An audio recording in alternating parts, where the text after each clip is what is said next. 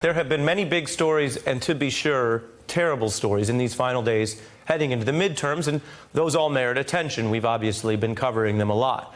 But I want to turn your attention right now back to the midterms and growing signs that voters are actually focused on something else for the most part, on health care, and worries about whether Trump and the Republicans are out to kill Obamacare, a perception that comes from the way Donald Trump governs. And it raises a fundamental question. Can you kill something if it's totally dead?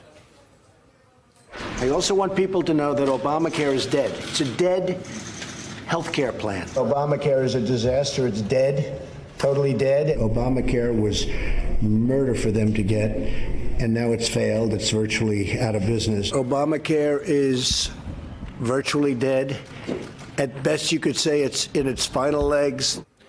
That was Donald Trump touting the repeal of Obamacare's individual mandate, but part of what he said was a lie. And we can fact check that for you by citing the Trump administration's own lawyers who are currently suing to kill Obamacare because it is alive, because it is still a law. So the first key point, Obamacare is not a zombie. It doesn't rise up from legislative death to, I don't know, provide health care. It's not Michael Jackson, one of the most talented zombies out there, or Jason, or Evil Ash, or any other legislative zombies you might come up with.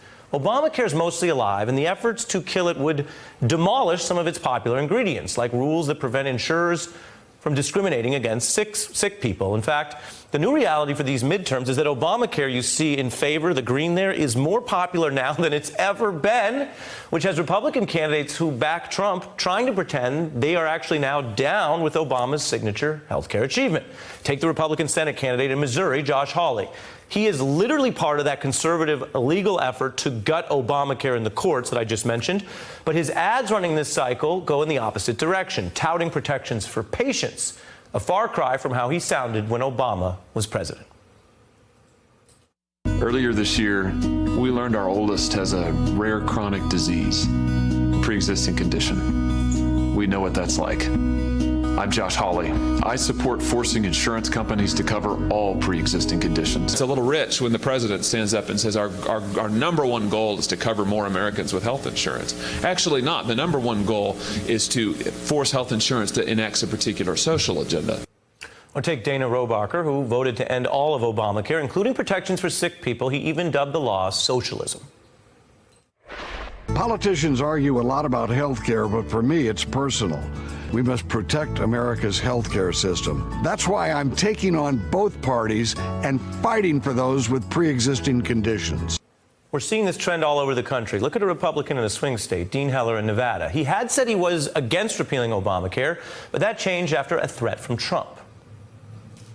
Republicans and Democrats can agree that the ACA does need fixes. This bill that's currently in front of the United States Senate, not the answer. I cannot support a piece of legislation that takes insurance away from tens of millions of Americans and hundreds of thousands of Nevadans. This was the one we were worried about. You weren't there, but you're going to be here. Look, he wants to remain a senator, doesn't he? Okay. Ha, ha, ha. And Trump was right. Heller would vote for the repeal bill. Now he's back to touting parts of Obamacare in new campaign ads. I'm fighting to protect pre-existing conditions and increase funding for Nevadans who need it most. Jackie, I'll stack my record up against yours any day. Those are three candidates in the Republican Party trying to change their Obamacare position. Now take Arizona Congresswoman Martha McSally running for senator. Last month, she said Congress has to move away from Obamacare. Now, as Election Day gets closer, as she spends time with voters, take a look. We do have the opportunity to move forward, to move away from the disastrous Obamacare. So whether that fits on the calendar in the short term or after the elections, I'm not sure. Okay. But we got to get this done. Can we please talk about the things that matter to most voters instead of repeating the Arizona Democrat Party? This is ridiculous, honestly. Do you have anything to talk about, like the caravan? Caravan. Meanwhile, Democrats are in a new political world.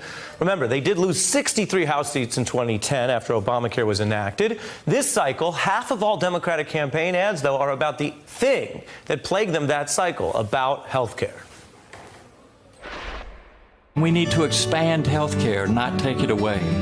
As an Army doctor and pediatrician, I know we accomplished the most by working together. I think of our humanity at large and what it is to say that every single citizen in Idaho has the right to health care. It's wrong that families have to choose between paying for life-saving medicine and paying their bills. That's why I won't take a penny from insurance companies and why in Congress I'll support affordable health care for all. You're looking at Democratic candidates who won their primaries and are now staking their homestretch message on health care. Now, the issue's complicated, and that makes it ripe for spin, but voters appear to be finding out there's a lot they are in favor of for Obamacare. And that's in an era where we're often told everything's fake news and facts don't matter. Well, the news going into Election Day is that if both parties agree on one thing in domestic policy, it's apparently Obamacare is worth running on. Hey, I'm Ari Melber from MSNBC. You can see more of our videos right here, or better yet, subscribe to our YouTube channel below. You could have been anywhere in the world, but you're here with us, and we appreciate that.